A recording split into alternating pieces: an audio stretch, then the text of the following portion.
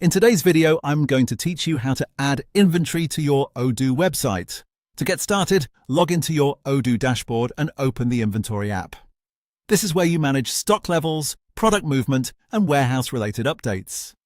If you're adding new stock or correcting an item's quantity, this is the right place to do it. Once you're inside the Inventory app, look to the top left area of the screen and click on Operations. This menu gives you access to several important inventory actions, and for this task, we're going to use the option that lets you manually update stock counts. From the Operations menu, select Physical Inventory. This section is used when you want to adjust the actual quantity of products you have on hand. In other words, if the number in Odoo needs to match what you physically counted in your stock, this is where you make that change. After that, find the product you want to add inventory to. Depending on how many products you have, you may need to scroll through the list or use the available search tools to locate the correct item more quickly. It's always a good idea to double-check that you've selected the right product before making any changes, especially if similar product names appear in your inventory list.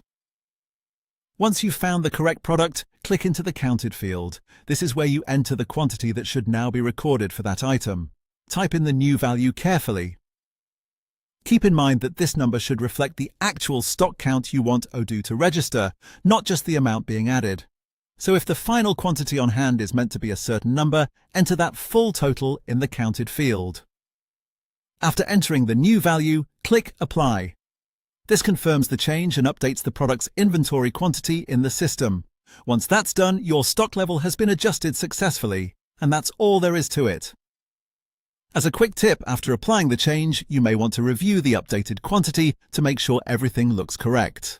This helps avoid mistakes and keeps your inventory records accurate, which is especially important for product availability on your website. That's how to add inventory in Odoo using the Physical Inventory feature.